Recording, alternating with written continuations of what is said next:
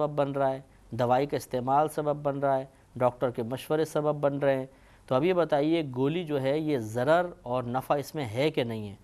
اگر آپ اس کے قائل نہیں ہیں کہ نہیں ضرر تو اللہ ہی دیتا ہے، نفع بھی اللہ ہی دیتا ہے، تو پھر آپ بچوں سے گولیوں کو کیوں دور رکھتے ہیں؟ ساری گولیوں ان کے سامنے بکھیر دیجئے، کھانے دیجئے، نفع دینے والی ذات تو اللہ تعالیٰ کی ہے، ضرر دینے والی ذات اللہ تعالیٰ کی ہے، پھر کیوں آپ دوائیوں کو اٹھا کے رکھتے ہیں، بچوں سے دور رکھتے ہیں؟ اس کا مطلب ہے کہ آپ ذہنی لحاظ سے اس بات کے قائل ہیں کہ ہاں اللہ تبارک و تعالیٰ ہی تکلیف دینے والا ہے، لیکن بہت سی چیزیں دنیا میں اس کا ذریعہ اور سبب بن سکتی ہیں، تو ہمیں ان ذرائع اور اسباب کو اپنے سامنے رکھتے ہوئے ان سے حفاظت کی کوشش کرنی ہوگی۔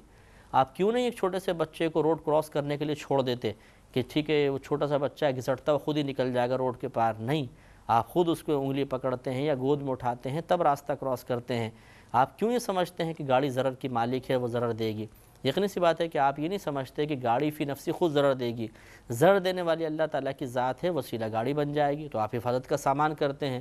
تو اس لیے اس میں کوئی کفر و شرک کا شائبہ نہیں ہوگا کہ اگر ایک مسلمان یہ سمجھتے ہوئے کہ میں انبیاء علیہ السلام سے دعا کروا رہا ہوں، صحابہ کرام سے، اولیاء کرام سے، اور اللہ تعالیٰ کی بارگاہ سے کچھ نعمت طلب کرنے کے لیے ان کی دعا وسیلہ اور ذریعہ بن جائے گی، دے گا اللہ ہی، ان کی دعا کے وسیلے سے عطا فرما دے گا، تو اس میں شرعاً کوئی حرج نہیں ہے۔ یہ اعتدال قائم رکھنا بہت ضروری ہے، افراط و تفریط دونوں باعث ہلاکت ہوتے ہیں۔ لہٰذا یہ کہنا بھی غلط ہے کہ صرف اللہ سے مانگو، کسی اور سے نہ مانگو،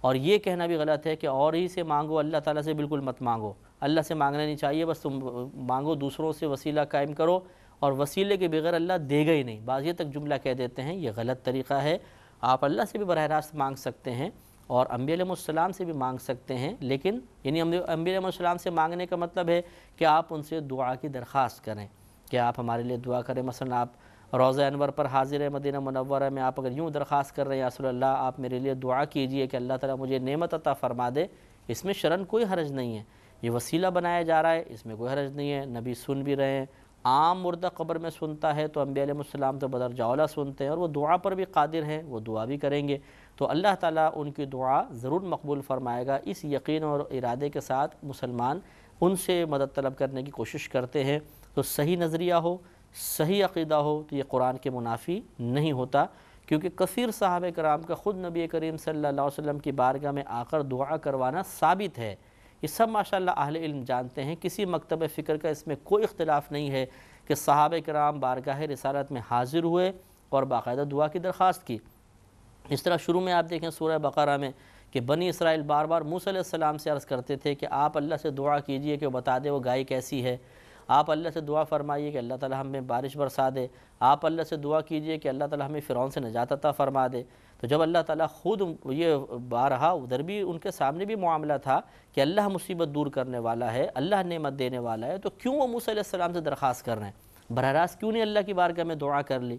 تو اس کا مطلب ہے کہ یہ کوئی کفر و شرک نہیں ہے کہ اگر وہ کوئی عام آدمی کسی نیک بندے کو اللہ تعالیٰ کی بارگاہ سے کسی نعمت کے حصول کا ذریعہ اور وسیلہ صحیح نیت کے ساتھ، صحیح ارادے کے ساتھ، صحیح قصد کے ساتھ، صحیح عقیدے کے ساتھ بنائے گا، تو یہ تو عین قرآن کے مطابق ہے، اس میں کوئی انکار کی مجال انکار نہیں، انکار کی گنجائش نہیں ہے، اور ان چیزوں میں افراط و تفریط میں پڑھ کر عوام کو انتشار میں مبتلا کرنا یہ پھر سمجھدار لوگوں کا طریقہ نہیں ہے، بلکہ یہ ذرا تھوڑا سا غور و تفکر کرنا چاہیے۔ میں کوئی اور الفاظ ادا نہیں کرتا ہوں، لیکن سوچنا چاہیے، قوم کو اس طرح اضطراب میں مبتلا کرنا قطعاً غیر مناسب ہے۔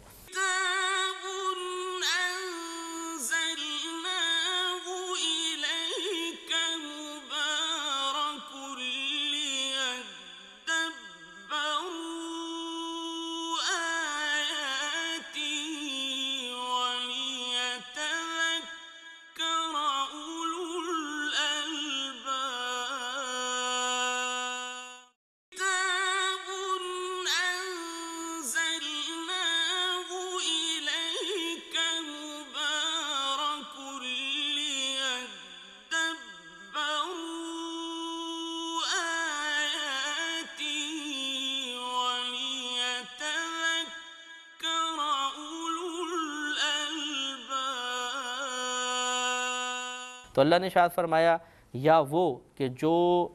لاچار مجبور شخص کی دعوت کو یعنی پکار کو قبول فرماتا ہے جب وہ اسے پکارے، اور مصیبت کو دور فرما دیتا ہے، اور اس نے تمہیں زمین پر خلیفہ بنایا۔ تو اب یہ بھی بڑی پیاری بات ہے کہ کیا ہمیں اللہ تعالیٰ کے علاوہ کسی اور نے زمین پر بھیجا، یہاں کی حکومت اور منصب عطا فرمایا ہے؟ تو دلیل لائیے، خود آگے اللہ ہی چیلنج فرمائے گا، تو لہٰذا سب خدا نے فرمایا جب ایسا ہے اَإِلَٰهٌ مَّعَ اللَّهِ، تو پھر وہی سوال کہ کیا اللہ تعالیٰ کے ساتھ کوئی الہ ہے؟ قَلِيلًا مَّا تَذَكَّرُونَ، بہت تھوڑے ایسے ہیں جو دھیان کرتے ہیں، نصیحت قبول کرتے ہیں، توجہ کرنے والے بہت تھوڑے سے ہیں۔ یعنی اتنی واضح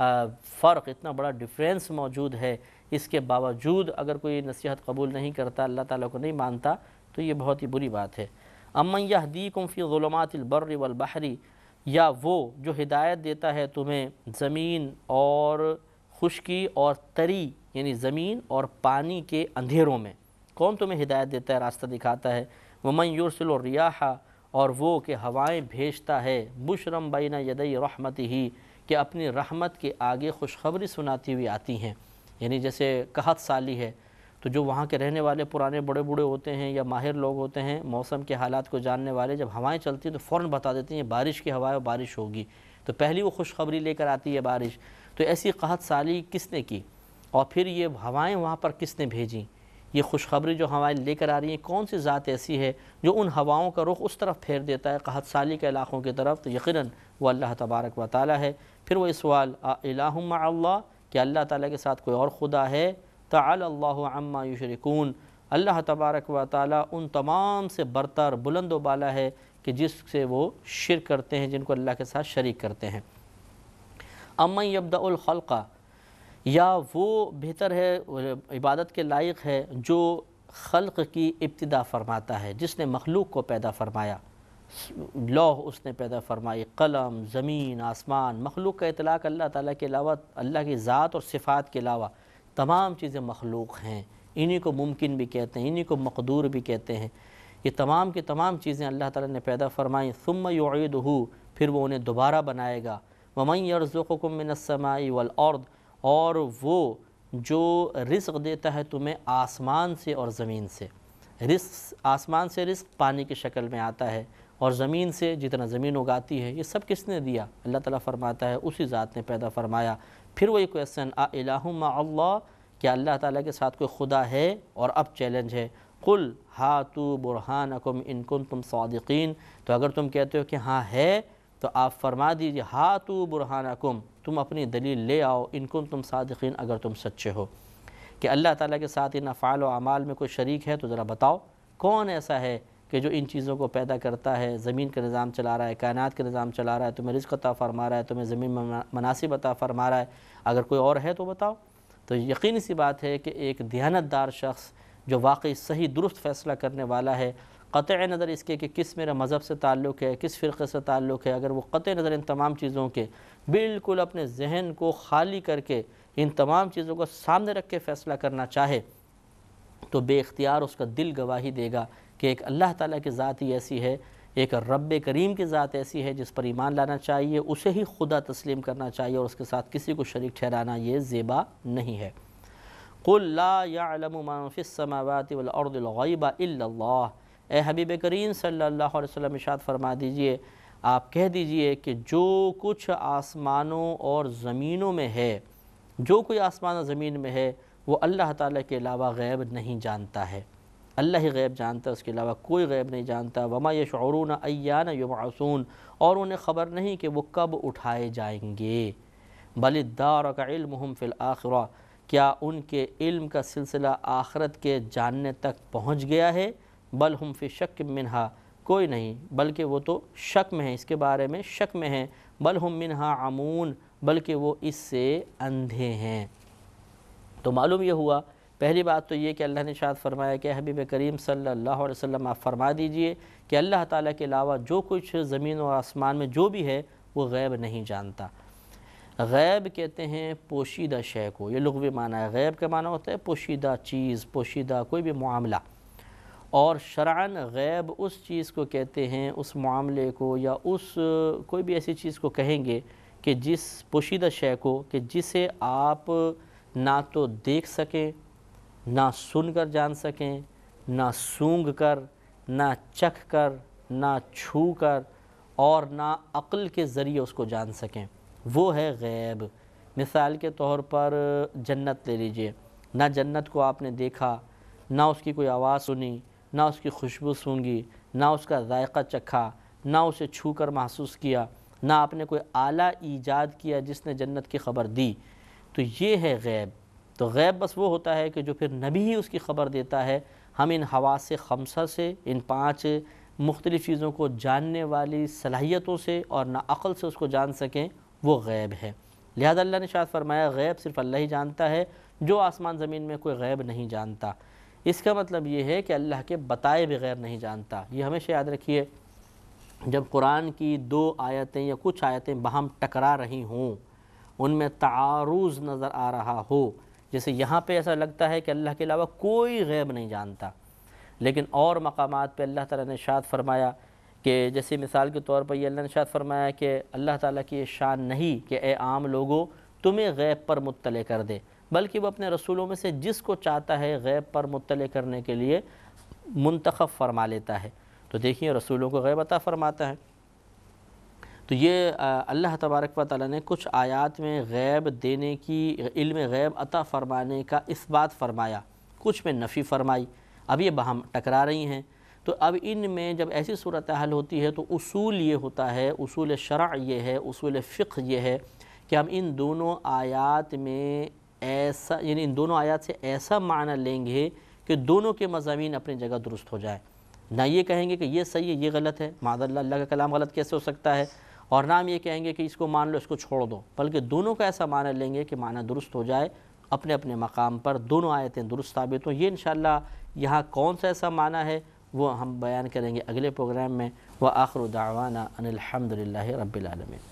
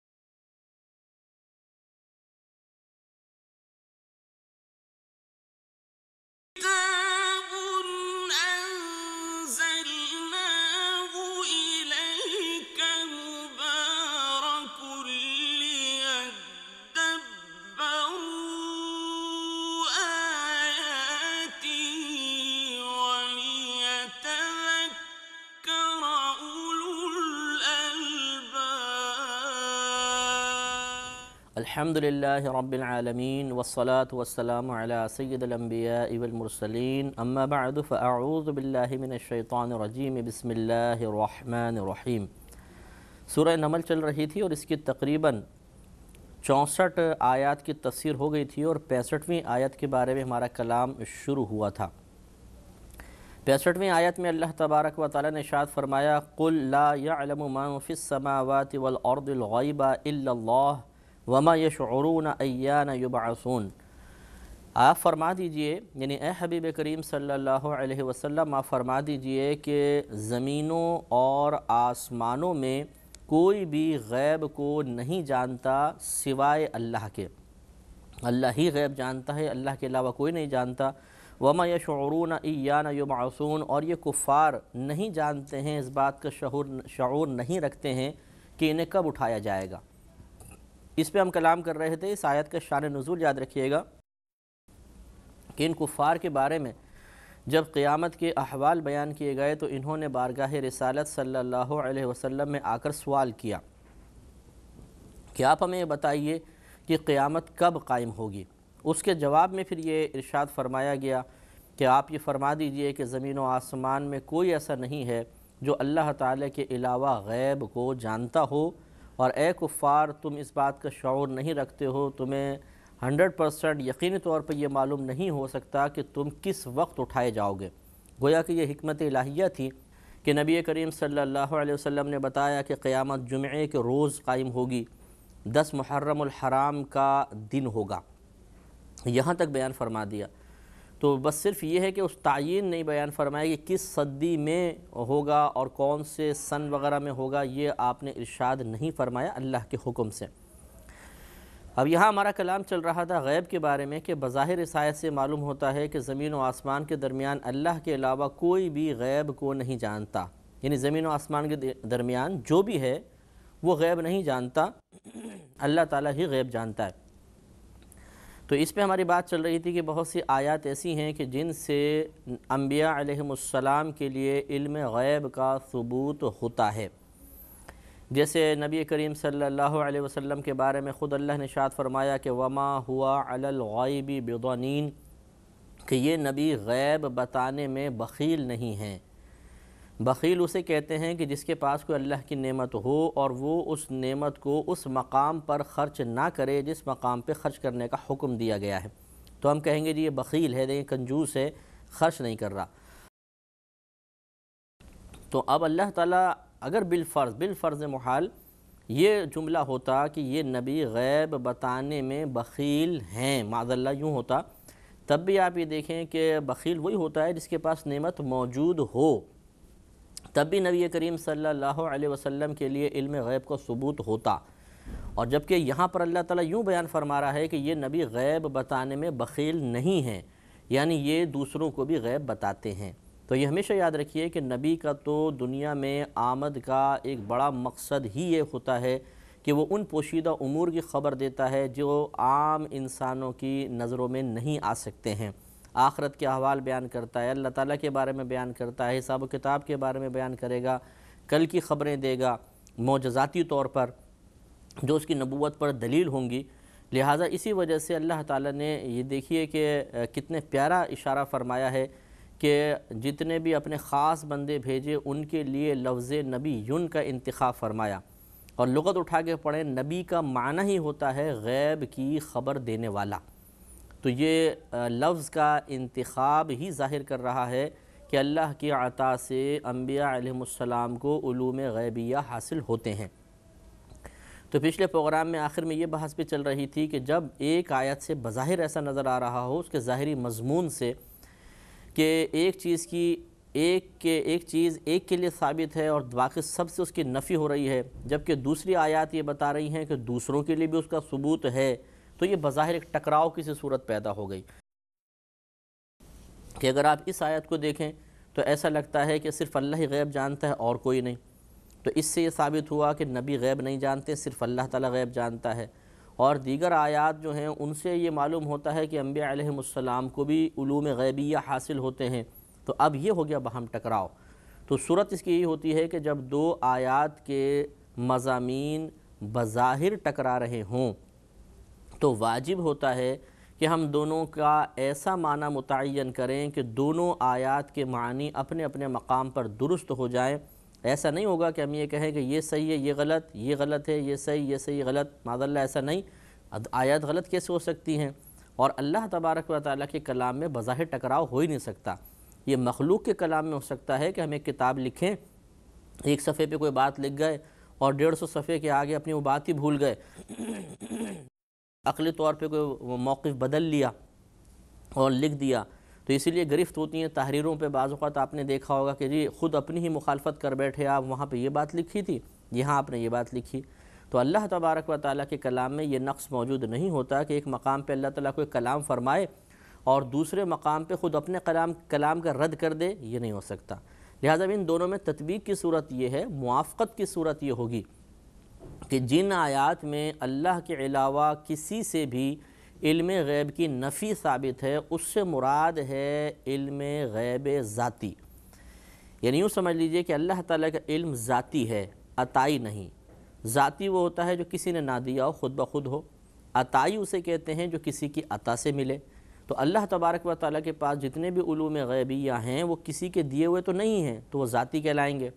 اور انبیاء علیہم السلام کے پاس جو علوم ہیں وہ اللہ کی عطا سے ہیں، تو سب کے سب عطائی کہلائیں گے۔ بس یہ میجر فرق ہے، بڑا فرق ہے اس میں اس معاملے میں، خاص طور پہ جس کو ملحوظ خاطر رکھنا ہے کہ جہاں اللہ تعالیٰ نے فرمایا کہ اللہ کو علم غیب ہے دوسروں کو نہیں،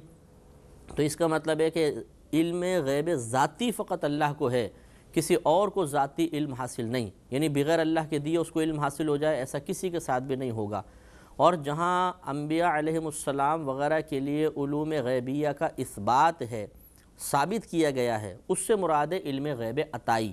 کہ یعنی ان کو اللہ کی عطا سے علم غیب حاصل ہے، تو اب ان میں باہم کوئی ٹکراؤ نہیں۔ جہاں نفی ہے وہ علم غیب ذاتی کی ہے، جہاں اثبات ہے، ثبوت ہے، اس کا پروف ملتا ہے، اس سے مراد علم غیب عطائی ہے۔ تو ان دونوں کے اندر بہت بڑا فرق ہو گیا، اور دونوں آیات اپنے اپنے مقام پر درست ہو گئیں۔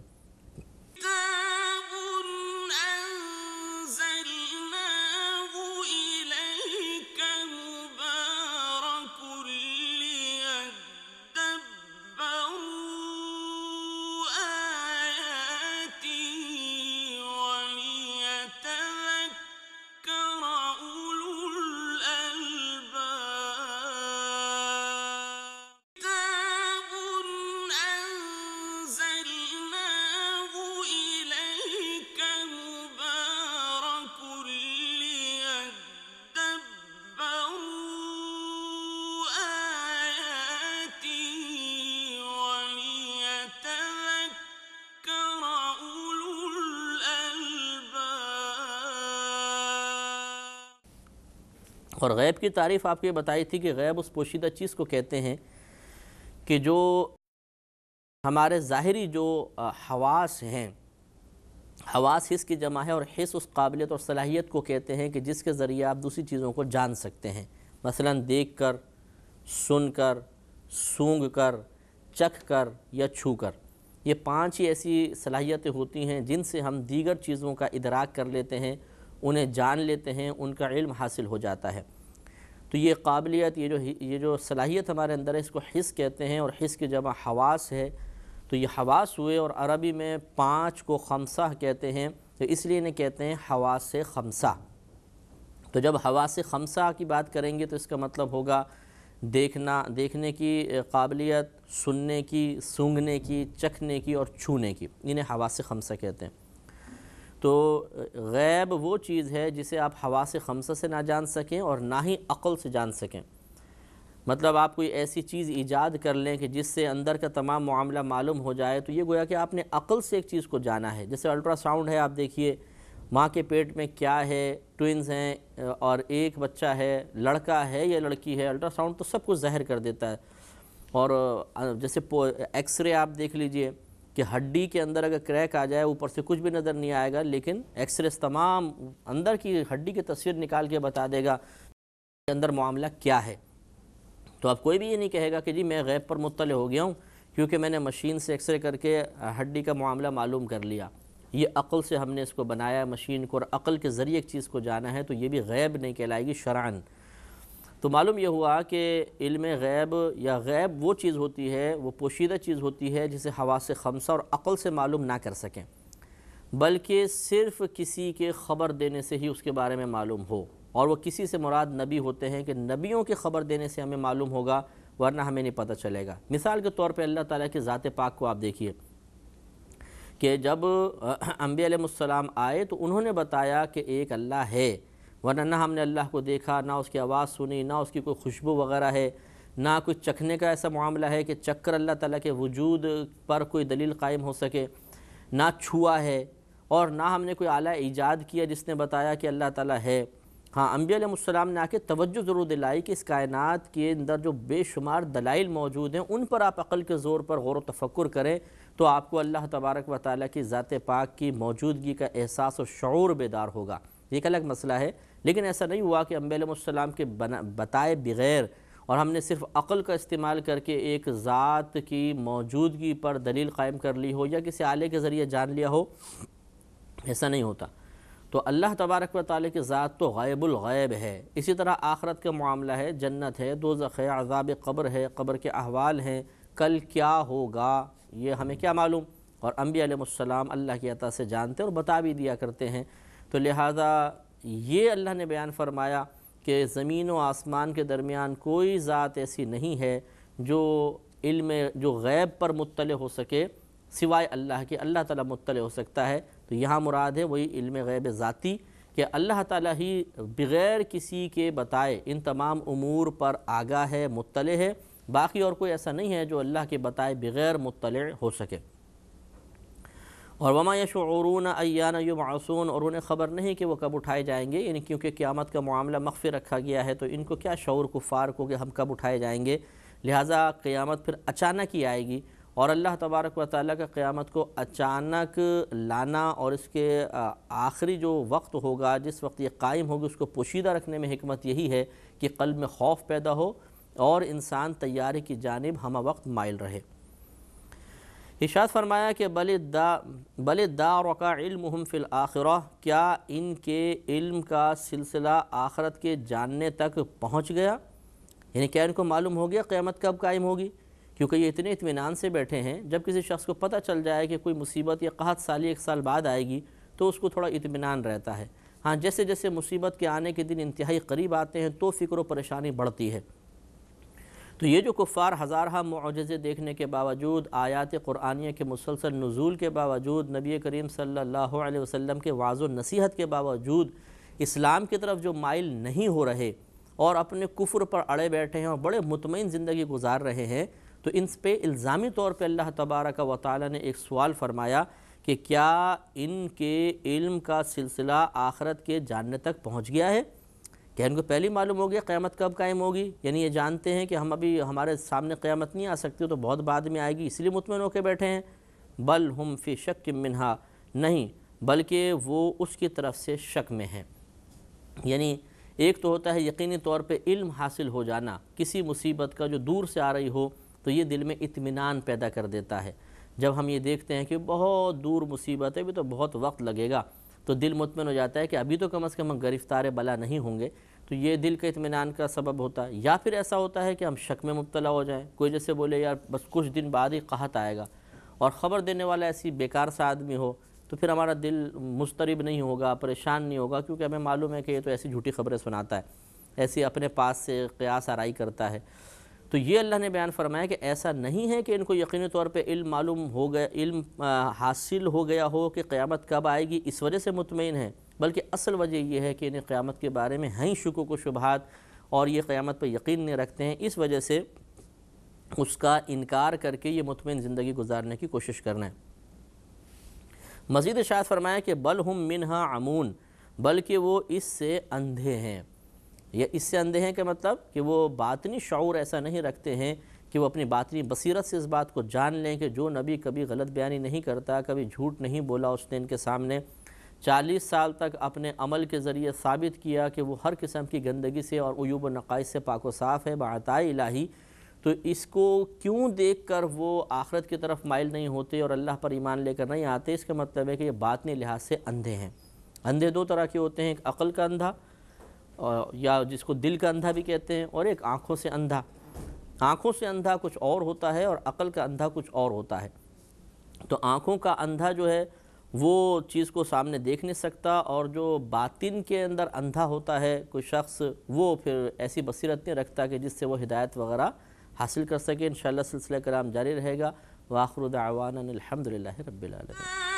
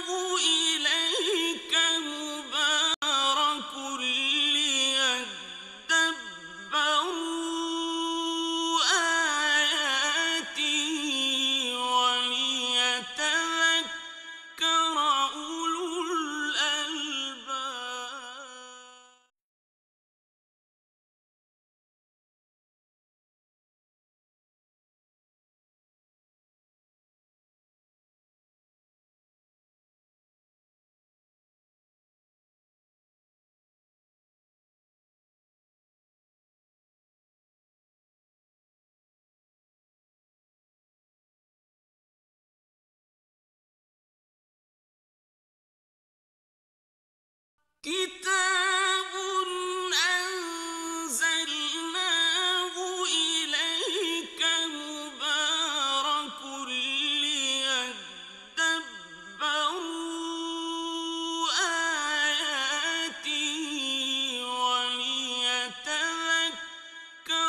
أولو الألباب. الحمد للہ رب العالمین والصلاة والسلام علی سید الانبیاء والمرسلین اما بعد فاعوذ باللہ من الشیطان الرجیم بسم اللہ الرحمن الرحیم۔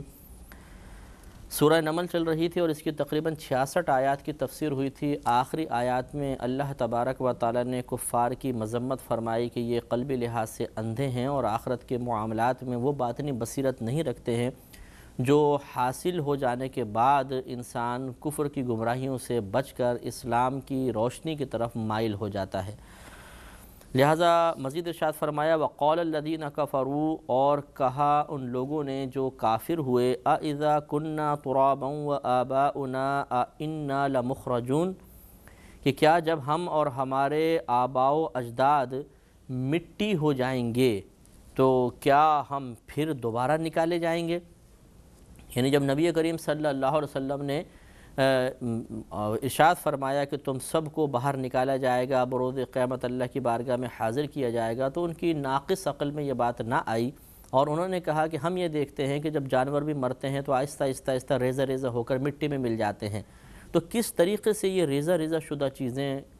دوبارہ مجتمع ہو جائیں گی اور انسان بن جائے گا؟ تو بجا اللہ تبارک و تعالی نے اس کا جواب دیا ہے کہ غور و تفکر کرو کہ تمہارا پہلی مرتبہ بنایا جانا مشکل ہے یا دوسری مرتبہ بنایا جانا مشکل ہے؟ جب اللہ تبارک و تعالیٰ ایک پانی کے قطرے سے ایک پورا جوان انسان طاقتور، جس کے اندر بال بھی ہیں، ناخن بھی ہیں، ہڈیاں ہیں، خون ہے، گوشت ہے اور دیگر جتنے اعضاء ہیں، آپ دیکھیے کتنے اجزاء ہیں انسان کے، جب ایک پانی کے قطرے سے اللہ تعالیٰ بنانے پہ قادر ہے، جبکہ پہلے شخص کا وجود بھی نہیں تھا، کوئی نظیر نہیں تھی، کوئی مثال نہیں تھا، کوئی اور جز موجود نہیں تھا،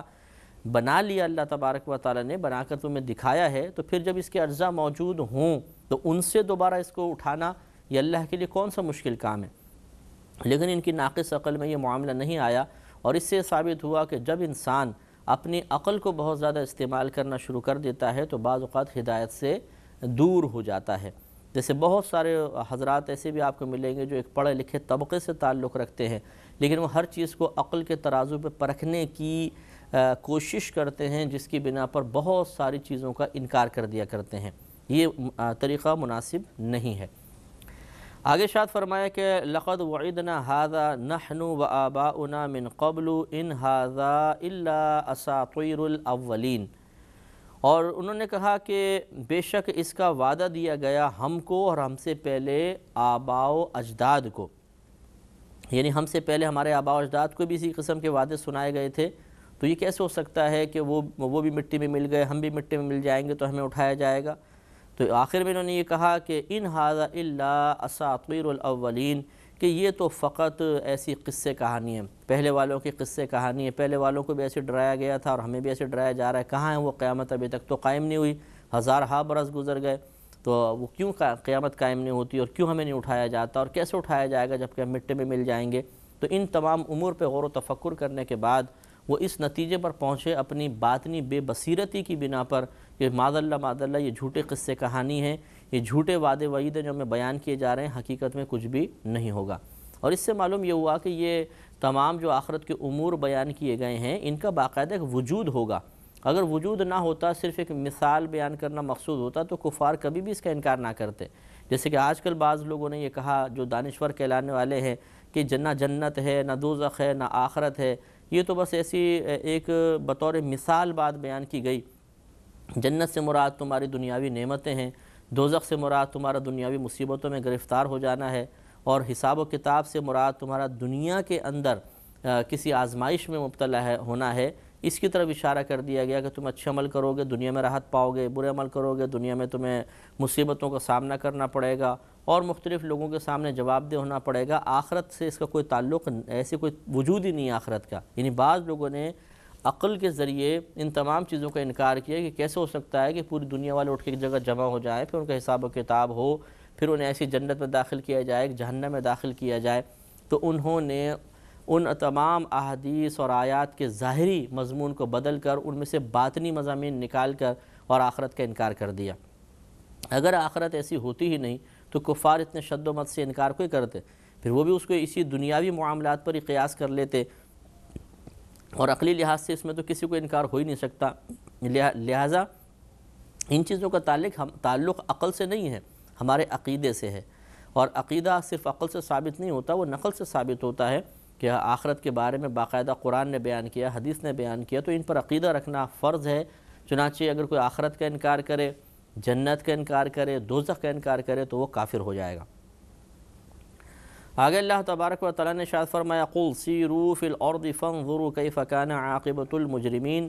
اے حبیب کریم صلی اللہ علیہ وسلم آپ ان لوگوں سے فرما دیجئے کہ تم زمین میں سیر کرو، چلو پھرو، سیاحت کرو، فانظروا پھر تم دیکھو، کیف کان عاقبۃ المجرمین کہ مجرموں کا، ظالموں کا، سرکشوں کا کیسا انجام ہوا ہے۔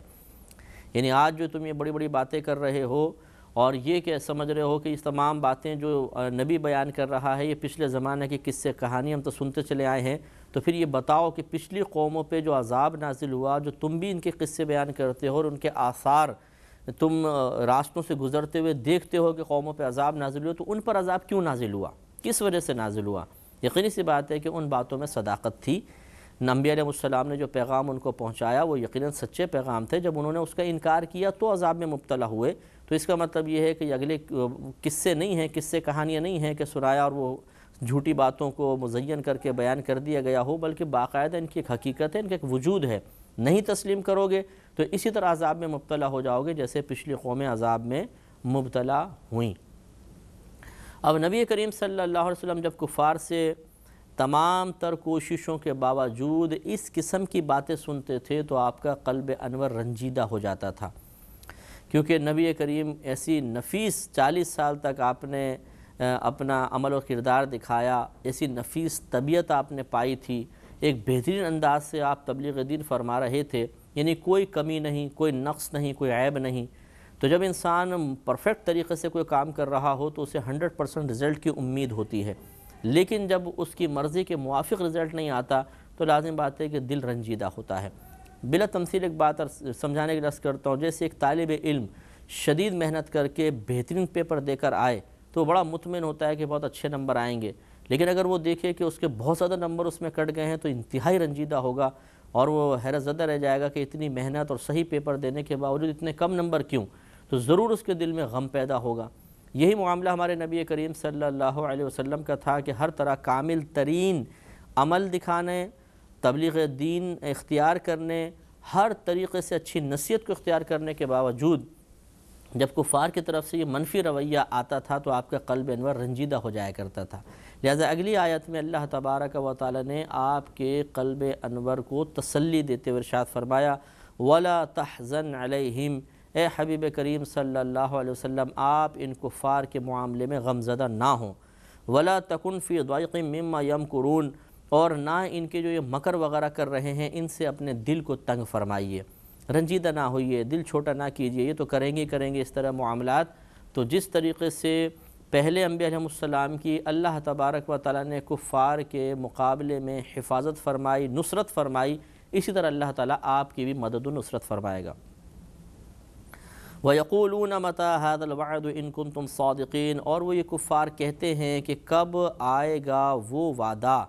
اگر تم سچے ہو تو یہ ہر دور میں تقریباً ہوتا رہا کہ وہ جیسے عذاب کا کوئی وعدہ کیا گیا کہ اگر تم نہیں مانو گے عذاب نازل ہوگا یا قیامت قائم ہوگی، تم دوبارہ اٹھائے جاؤ گے، اللہ کی بارگاہ میں پیش کیے جاؤ گے، تو یہ مطالبے کرتے تھے۔ یہ ایک طریقہ ہوتا ہے کہ جب یہ سامنے والا یہ دیکھتا ہے کہ فوری طور پر میری غلط باتوں کا کوئی منفی نتیجہ نہیں نکل رہا، مجھے نقصان نہیں پہنچ رہا، تو بعض اوقات وہ اپنے اس انکار پر ڈٹ جاتا ہے اور یہ سمجھتا ہے کہ میں حق بجانب ہوں، کیونکہ اگر میرا انکار کرنا غلط ہوتا تو ضرور اس کے منفی اثرات مجھ پر مرتب ہوتے، تو وہ اور شیر ہو کر اور کلمات کہتے تھے۔ لہذا انبیاء علیہ السلام سے جیسے عذاب مانگا، اچھا لائیے کہاں ہے عذاب؟ اب نبی بھی یہ جانتے تھے کہ فوراً ان کی طلب پر عذاب نہیں آئے گا، بلکہ وہ تو اللہ کی مرضی سے آئے گا، ایک وقت مخصوص ہے، مثلا آج سے 10 سال بعد آئے گا، 4 سال بعد مثال کے طور پر آئے گا، اور یہ 4 سال پہلے مطالبہ کر رہے ہیں، تو ایسا تو نہیں کہ 4 سال اللہ تعالیٰ اپنے فیصلے کو ان کے مطالبے کی وجہ سے بدل دے۔ عذاب اپنے وقت پر آئے گا۔ اس میں کفار کو یہ موقع مل جاتا تو وہ کہتے تھے دیکھا ہم مطالبہ کر رہے ہیں، اگر عذاب آنا ہوتا، معاذ اللہ یہ نبی سچے ہوتے تو کیوں نہیں آ رہا عذاب؟ یہ ان کو بات سمجھ میں نہیں آتی تھی کہ عذاب تمہارے مطالبے کے جواب میں نہیں آئے گا بلکہ اللہ کی مرضی سے آئے گا، لہٰذا ان کا اس قسم کا مطالبہ بالکل بیکار تھا۔ كتاب أنزلناه إليك مبارك ليدبروا آياته وليتذكر أولو الألباب كتاب أنزلناه إليك مبارك ليدبروا آياته وليتذكر أولو الألباب۔ تو اللہ تعالیٰ نے ان کے بارے میں ارشاد فرمایا کہ یہ کہتے ہیں کہ کب آئے گا وہ وعدہ، یعنی قیامت یا عذاب کب آئے گا اگر آپ سچے ہیں تو۔ قل آپ فرما دیجیے عسیٰ ان یکون ردف لکم بعض الذی تستعجلون، کہ بہت قریب ہے کہ وہ جس کا تم مطالبہ کر رہے ہو اس کا کچھ حصہ، یعنی جس کے بارے میں تم جلدی کر رہے ہو عذاب کے بارے میں، اس کا کچھ حصہ تمہارے پیچھے پیچھے آ جائے۔ بہت جلدی ایسا ہو جائے گا کہ آج تم بڑے دلیر ہو رہے ہو اور دنیاوی نعمتوں مثلا طاقت، بیٹے، قبیلہ، جنگجو ساتھی، ان تمام چیزوں کو حاصل کرنے کے بعد تم جری ہو کر عذابات کا مطالبہ کر رہے ہو، تو کوئی بات نہیں، بہت جلد ایسا ہوگا کہ جس چیز کو تم طلب کر رہے ہو اس کا کچھ حصہ فوراً تمہارے پیچھے آئے گا اور پھر تمہیں مہلت نہیں ملے گی۔ وَإِنَّ رَبَّكَ لَذُو فَضْلٍ عَلَى النَّاسِ، اور بے شک آپ کا رب ضرور فضل والا ہے لوگوں پر، انسانوں پر، وَلَكِنَّ أَكْثَرَهُمْ لَا يَشْكُرُونَ، اور لیکن ان میں سے اکثر شکر ادا نہیں کرتے ہیں، شکر گزار نہیں ہوتے ہیں۔ لہذا اشارہ فرما دیا کہ ان تمام کوتاہیوں کے باوجود کہ یہ نبی کی تکذیب کر رہے ہیں، عذاب کو غلط قرار دے رہے ہیں اور اسلام کے خلاف عمل کر رہے ہیں، اس کے باوجود یہ اللہ تعالیٰ کا فضل و کرم ہے کہ ان سے رزق کو نہیں روکتا، انہیں فوری طور پہ کسی عذاب میں مبتلا نہیں کرتا، تو اللہ کا تو بڑا فضل و کرم ہے، لیکن یہ لوگ شکر ادا نہیں کرتے ہیں، شکر گزار نہیں ہوتے ہیں، اللہ کی اطاعت کی طرف مائل نہیں ہوتے ہیں۔ اور یہی معاملہ اگر ہم دیکھیں تو آج کل بھی ہوتا ہے کہ اللہ تعالیٰ کا اتنا فضل و کرم ہم پر ہوتا ہے، لیکن آپ یہ دیکھیں گے کہ ہمیشہ ہماری زبان پر شکوہ ہوگا۔ ہم یہ چاہتے ہیں شاید معاذ اللہ کہ ہم اللہ تبارک و تعالیٰ کی مرضی کے موافق آزمائشوں پر پورے نہیں اتریں گے، بلکہ اللہ تعالیٰ کو چاہیے کہ ہماری مرضی کے موافق ہمیں نعمت عطا فرماتا رہے۔ معاذ اللہ کتنی بری بات ہے کہ ہم اللہ تعالیٰ کی مشیت اور رضا اور اس کی مرضی کے تابع نہ ہوں، بلکہ یہ کوشش کرنے لگیں یا یہ خواہش کرنے لگیں کہ اللہ تعالیٰ ہماری مرضی کے تابع ہو جائے، جیسا ہم چاہیں ویسا اللہ تعالیٰ کرے۔ یہ بہت بری بات ہے، ایسا ہرگز نہیں ہونا چاہیے۔ اور یہ جو کمی نعمت کا شکوہ کیا جاتا ہے، جی ہمیں اللہ نے دیا کیا ہے، نہ یہ ہے ہمارے پاس نہ وہ ہے ہمارے پاس، یہ بارہا آپ کو بتایا کہ اسی وقت پیدا ہوگا جب ہم ان تمام نعمتوں کو فراموش کر دیں گے جو بڑی بڑی نعمتیں اللہ تبارک و تعالیٰ نے بغیر ہمارے مطالبے کے ہمیں عطا فرمائی ہیں۔ مثال کے طور پر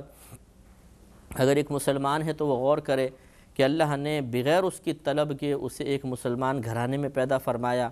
دولت ایمان سے مالا مال فرمایا۔ اگر وہ آزاد ملک میں رہتا ہے تو دیکھیں آزادی عطا فرمائی، پھر جسم عطا فرمایا، آنکھیں عطا فرمائی، بولنے کے لیے زبان، سننے کے لیے کان، صحت عطا فرمائی، مال عطا فرمایا، ماں باپ عطا فرمائے، پیسہ عطا فرمایا۔ کون سی ایسی نعمت ہے جو حاصل نہیں؟ اب اگر بالفرض کسی کو تنگ دستی میں مبتلا کیا تو کیا تنگ دستی کی وجہ سے اس کا ایمان چھن گیا؟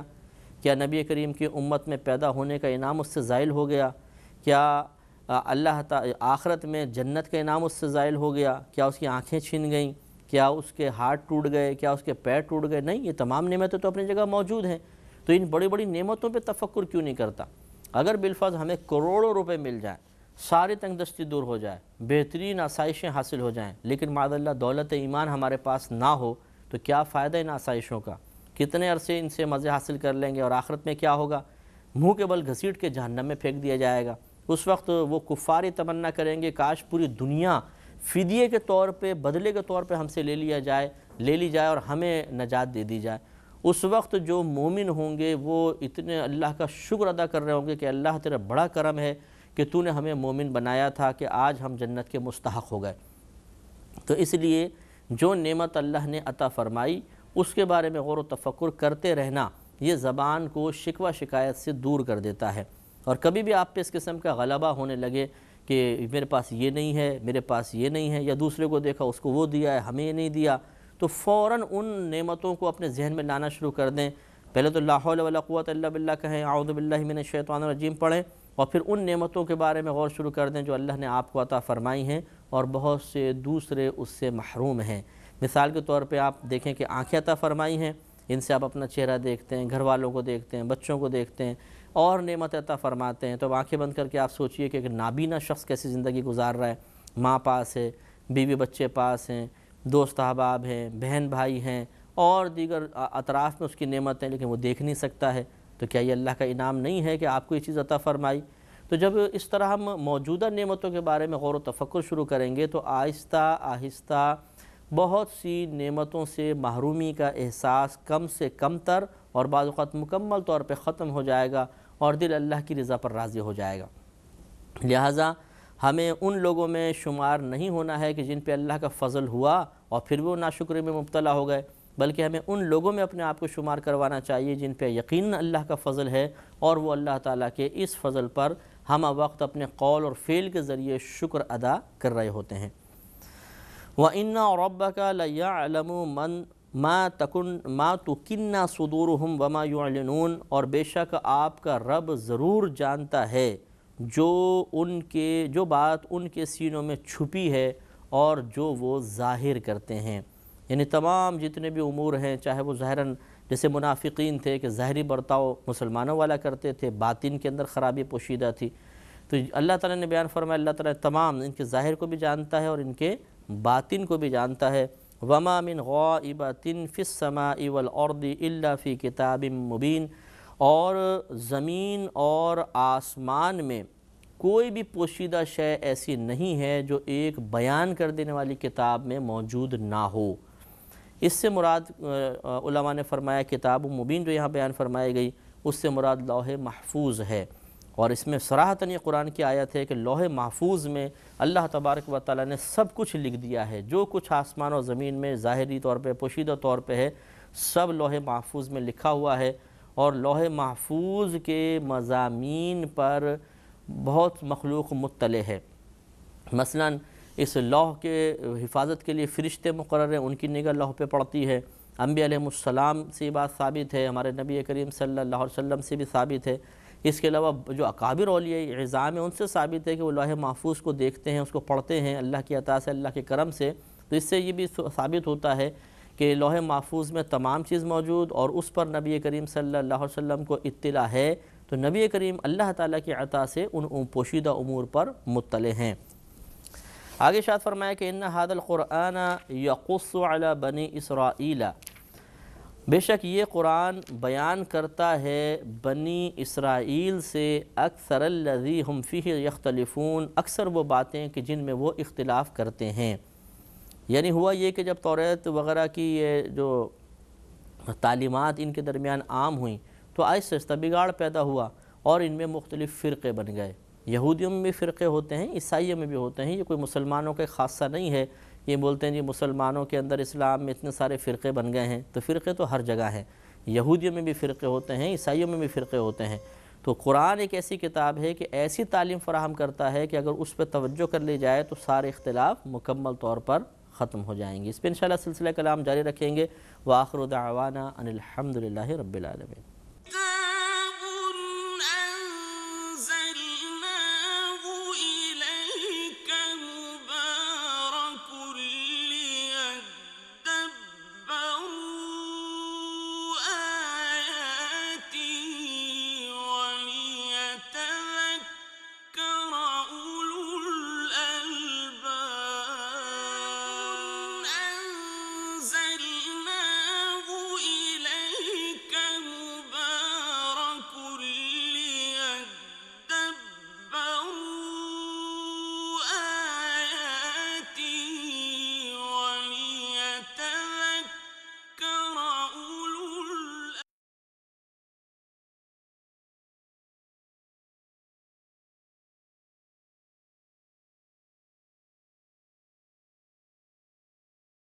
كتاب أنزلناه إليك مبارك ليدبروا آياته وليتذكر أولو الألباب. الحمد للہ رب العالمین والصلاة والسلام علی سید الانبیاء والمرسلین اما بعد فاعوذ باللہ من الشیطان الرجیم بسم اللہ الرحمن الرحیم۔ سورہ نمل چل رہی تھی اور اس کی تقریباً 76 آیات کی تفسیر مکمل ہو گئی تھی۔ آخری آیت میں یعنی 76ویں آیت میں اللہ تعالیٰ نے ارشاد فرمایا کہ بے شک یہ قرآن بنی اسرائیل سے وہ باتیں بیان فرما دیتا ہے کہ ان کے اکثر لوگ جن باتوں کے بارے میں اختلاف رکھتے تھے۔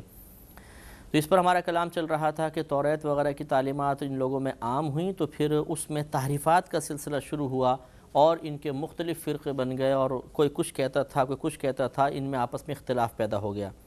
قرآن عظیم جب نازل کیا گیا تو اس میں بہت سارے مضامین وہ موجود تھے جو سابقہ کتابوں میں متنازع ہو چکے تھے۔ اصل میں متنازع نہیں تھے، ان لوگوں نے آپس میں تحریفات کر کے تبدیلیاں پیدا کر دیں کتابوں میں اور پھر ان میں تنازع پیدا ہو گیا، جھگڑا پیدا ہو گیا۔ تو اللہ تعالیٰ کے بیان فرمانے کا مقصود یہ ہے کہ قرآن عظیم کا اگر یہ مطالعہ کر لیں تو قرآن عظیم یقیناً چونکہ اللہ کی کتاب ہے تو اس میں جو بات بیان کی گئی وہ ہے ایتھنٹک مستند بات اور درست ترین بات۔ اب ان کے درمیان جو بات مختلف فی ہے جس میں جھگڑا کر رہے ہیں، اگر وہ قرآن کے موافق ہے تو جس فرقے کی بات قرآن کے موافق سمجھ لیں وہ حق پر ہے، باقی سب ناحق پر ہیں۔ حق پر سے مراد اپنی بات کے اعتبار سے، اور جب وہ یہ تسلیم کر لیتے ہیں کہ ہماری بات قرآن کے موافق، قرآن کے مضامین ہماری کتاب کے موافق اور قرآن جو ہے اللہ تعالیٰ کا کلام ہے، تو پھر انہیں اب یہ بھی ماننا چاہیے کہ قرآن میں بار بار اسلام کی دعوت دی گئی ہے اور باقی تمام مذاہب کا انکار کیا گیا ہے کہ اب جو ہے صرف مذہب اسلام ہی اللہ تعالیٰ کی بارگاہ میں مقبول ہے۔ نبی کریم صلی اللہ علیہ وسلم کی نبوت کا اقرار کیے بغیر کوئی بھی نجات نہیں پا سکتا، لہٰذا اب ان کو ایمان بھی لانا چاہیے۔ تو یہ اللہ نے بیان فرمایا۔ اس سے یہ معلوم ہوا کہ پہلے والا کلام بھی اللہ کا ہی ہے، دوسرا کلام بھی اللہ کا ہی ہے، اور اللہ تعالیٰ کا کلام دیگر جو کلام ہیں دوسری کتابوں میں توریت، زبور، انجیل وغیرہ میں، تو قرآن میں جو اللہ کا کلام ہے وہ اس کی تصدیق کر رہا ہے، اس کے کوئی مختلف ان کا نہیں ہے مضامین ایسے ٹکراؤ ہو رہے ہوں کہ وہ یہ کہیں کہ دیکھو جی یہ کتابیں جو اللہ کی طرف سے ہیں، چونکہ یہ قرآن ان کتابوں کی صراحتاً مخالفت کر رہا ہے، بالکل الگ تعلیم لے کر آیا، اللہ کی طرف سے نہیں ہے، بلکہ ان میں ایسا باہم ربط ہے چونکہ سب اللہ کے کلام ہیں کہ ایک عام اچھی عقل رکھنے والا، عقل سلیم رکھنے والا فیصلہ کر سکتا ہے کہ ان تمام کتابوں کے مضامین میں باہمی موافقت اس بات کی دلیل ہے کہ ایک ہی ذات ہر جگہ کلام فرما رہی ہے، تو ایمان لانا چاہیے۔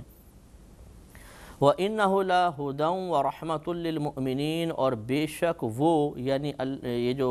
قرآن پاک ہے یہ ہدایت اور رحمت ہے مومنین کے لیے، یعنی اس میں دوسروں کا انکار نہیں کہ صرف یہ مومنین کو ہدایت دیتا ہے، مومنین کے لیے باعث رحمت ہے، بلکہ سب کے لیے ہے، لیکن یہاں پر مومنین کو خاص اس لیے فرمایا کہ جو صاحب ایمان ہوتا ہے عموماً قرآن پاک سے ہدایت کی توفیق اسی کو حاصل ہوتی ہے، اور جب وہ ہدایت حاصل کرتا ہے تو اللہ تعالیٰ کی رحمتوں کا مستحق بھی ہو جاتا ہے، ورنہ یہ قرآن عظیم سب کے لیے ہدایت ہے، جیسے اللہ نے بارہا فرمایا ھدی للناس، یہ قرآن لوگوں کے لیے ہدایت ہے۔ ناس میں سب آ جاتے ہیں، کافر، مسلمان وغیرہ وغیرہ، چنانچہ قرآن عظیم ہدایت والی کتاب ہے اور اس سے ہدایت حاصل کرنا ہر شخص کے لیے لازم و ضروری ہے۔ ان ربک یقضی بینہم بحکمہ وہو العزیز العلیم، بے شک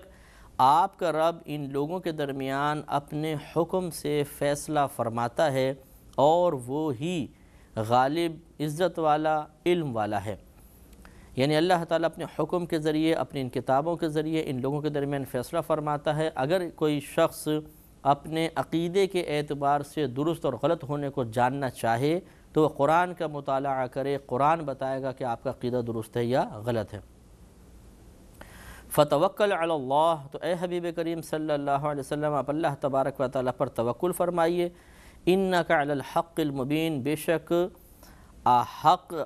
آپ جو ہیں وہ ایک واضح حق پر ہیں، روشن حق پر ہیں، ایک ایسے حق راستے پر ہیں کہ جس کی حقانیت کسی پر پوشیدہ نہیں ہے، مخفی نہیں ہے، اس کی حقانیت کو بیان کرنے کے لیے کوئی دلائل کے بیان کی ضرورت نہیں ہے، ایک عام عقل رکھنے والا بھی دیکھنے کے بعد آسانی سے فیصلہ کر سکتا ہے کہ کون سا مذہب صحیح ہے اور کامل ہے۔ آج بھی آپ دیکھ لیجئے جتنے بھی دنیا میں مذاہب ہیں سب کو لا کر سامنے کھڑا کر لیجئے، اور مذہب اسلام کو بھی دیکھ لیجئے، سب سے زیادہ کامل ترین تعلیم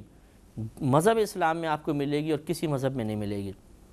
کیونکہ اللہ تبارک و تعالیٰ کی مشیت اور مرضی یہی ہے کہ اسلام قیامت تک جاری و ساری رہے گا، لہٰذا اس کی تعلیم بھی سب سے زیادہ کامل رکھی اور مکمل ترین رکھی کہ قیامت تک کے درمیان ہر جو معاملہ ہوگا، یعنی آج سے لے کر قیامت تک کے درمیان، اس تمام کا حل اسلامی تعلیمات میں ہے، اور ہر شعبے سے متعلق اسلام تعلیمات فراہم کرتا ہے۔ ورنہ کسی بھی آپ مذہب کا مطالعہ کر کے دیکھ لیجئے، اس میں ہر شعبہ ہائے زندگی کے بارے میں کوئی معلومات آپ کو مستند نہیں ملیں گی، تفصیل سے نہیں ملیں گی۔ لوگوں نے اپنے اپنے نظریات، اپنے خیالات نے اپنی عقل سے لکھ دیا ہوگا، لیکن ان کے پاس کوئی ایسی نقل موجود نہیں ہے جس کا وہ دعویٰ کریں کہ وہ اللہ کی طرف سے تھی یا ان کے خداؤں کی طرف سے تھی۔ ہم یہ دعویٰ کرتے ہیں کہ ہمارا یہ قرآن اللہ کی طرف سے ہے، اور یہ اسلام اللہ تعالیٰ کی طرف سے دیا ہوا مذہب ہے جس کو ہم نے اختیار کیا، اللہ کی عطا سے ہم مسلمان ہیں، اور ہمارا مذہب اسلام کامل ترین اور مکمل ترین تعلیمات پر مشتمل ہے۔ آگے جیسے پہلے ابھی ہم نے بات عرض کی تھی، اگلی آیات کا تھوڑا سا پس منظر ذہن میں رکھ لیجئے کہ جو مردہ جو ہوتا ہے وہ دو طرح کا ہوتا ہے، ایک ہوتا ہے جس کی زندگی ختم ہو جائے، روح بدن سے نکل جائے، یہ مردہ ہے، اور ایک ہوتا ہے دل کا مردہ، یعنی بظاہر انسان زندہ ہوتا ہے لیکن اس کا دل مردہ ہو چکا ہوتا ہے، اور اس کی علامت یہ ہوتی ہے کہ نہ وہ ہدایت قبول کرتا ہے نہ نصیحت قبول کرتا ہے، انہیں دل کا اندھا کہتے ہیں۔ اسی طرح یا اس کو مردہ کہتے ہیں، یہ تو مردہ ہو گیا، مر گیا۔ اسی طریقے سے بہرا ہونا بھی دو طرح کا ہوتا ہے، ایک یہ کہ قوت سماعتی ختم ہو جائے، سماعت کی صلاحیت سے انسان محروم ہو، اور ایک ہے کہ سماعت موجود ہے، سنتا بھی ہے، لیکن سننے کے بعد اس حق کو قبول کرنے کی صلاحیت نہیں ہے، تو ہم کہہ دیتے ہیں یہ تو بالکل بہرا ہے۔ اب جو یہاں کفار کا تذکرہ ہو رہا ہے، اللہ تبارک و تعالیٰ نے انہیں ہدایت قبول نہ کرنے کے اعتبار سے مردہ بیان فرمایا اور بہرا بیان فرمایا۔ اس کی دلیل اگلی آیات ہیں کہ اگلی آیات میں پھر مومنین کے بارے میں بیان فرمایا کہ مومنین جو ہیں وہ ہدایت قبول کر لیتے ہیں، تو اس لیے پیچھے کافر کا لفظ نہیں فرمایا، موتا مردے فرمایا کہ یہ مردے ہیں، بہرے ہیں، آپ انہیں نہیں سنا سکتے، مراد کفار ہے، کیونکہ آیات میں باہم جب اللہ تعالیٰ تقابل بیان فرماتا ہے تو پہلے والی چیز سے وہی معنی مراد لیں گے جو دوسری چیز کے باہم مقابل ہو سکتی ہو، یعنی اگر آگے مومنین کا تذکرہ ہے تو پہلے جو الفاظ استعمال کیے گئے ان سے کفار مراد لیں گے تاکہ ایک مقابلہ ہو جائے، کیونکہ اکثر قرآن کے مضامین مقابلہ تن بیان ہوتے ہیں، عذاب بیان ہوا تو نعمت، جنت کا تذکرہ تو دوزخ کا بھی، کافر کا تو مومن کا، دنیا آخرت، اس طرح اللہ تبارک و تعالیٰ کا یہ ایک اللہ کی عادت کریمہ ہے کہ جب قرآن کے مضامین اللہ تعالیٰ بیان فرماتا ہے تو بعض اوقات تقابل کے طور پہ دو چیزوں کا تذکرہ فرما دیتا ہے۔ لہذا آگے ارشاد فرمایا کہ اِنَّكَ لَا تُسْمِعُ الْمَوْتَى، بے شک اے حبیب کریم صلی اللہ علیہ وسلم آپ مردوں کو نہیں سنا سکتے۔ اب اس کا مطلب یہ نہیں ہے کہ جو مردے دفن ہیں آپ ان تک آواز نہیں پہنچا سکتے، تو یہ تو یہاں مردے مراد ہی نہیں ہے، کافر ہیں کہ جو دل کے مردہ ہیں، آپ جو تبلیغ فرما رہے ہیں یہ قبول نہیں کر رہے تو آپ نہ گھبرائیں، اس لیے کہ جو دل کا مردہ ہو چکا ہے اسے آپ نہیں سنا سکتے، وہ آپ کی ہدایت کو قبول نہیں کرے گا۔ وَلَا تُسْمِعُ الصُّمَّ الدُّعَاءَ إِذَا وَلَّوْا مُدْبِرِينَ، اور نہ آپ انہیں سنا سکتے ہیں اپنی پکار جو بہرے ہیں، یعنی جو بظاہر سنتے ہیں لیکن وہ حق کو سننے کے بعد قبول نہیں کرتے یا بہرے ہو چکے ہیں، تو ان کو بھی آپ اپنی پکار نہیں سنا سکتے، کچھ بھی آپ فرمائیے یہ نہیں سنیں گے۔ اِذَا وَلَّوْا مُدْبِرِينَ، جب کہ یہ پیٹھ پھیر کر، پیٹھ دکھا کر پھر جاتے ہیں، یعنی جب آپ تبلیغ فرماتے ہیں تو منہ موڑ کے نکل جاتے ہیں، تو ایسے دلوں کے مردہ اور ایسے کانوں کے بہرے لوگ جو ہیں وہ کیسے آپ کی بات کو سنیں گے؟ تو ایسا نہیں ہے کہ یہاں پہ بعض بیچارے ایسے لوگ بھی ملیں گے جنہوں نے اس کا یہ مفہوم نکالا کہ دیکھیں جی اللہ تو فرما رہا ہے آپ مردوں کو نہیں سنا سکتے، لہٰذا صاحب قبر کے پاس جا کر یا مزار پہ جا کے اس سے ہم کلام ہونا، یا معاذ اللہ نبی کے مزار پہ جا کے ہم کلام ہونے کا کیا فائدہ کہ اللہ تعالیٰ فرماتا ہے آپ مردوں کو نہیں سنا سکتے تو مردے نہیں سنتے، یہ غلط ہے۔ یہاں وہ مردے مراد ہی نہیں ہے، یہاں تو کفار مراد ہیں، جیسے کہ اگلی آیات سے آپ دیکھیے گا کہ اس پہ یہ دلیل ہے۔ كتاب أنزلناه إليك مبارك ليدبروا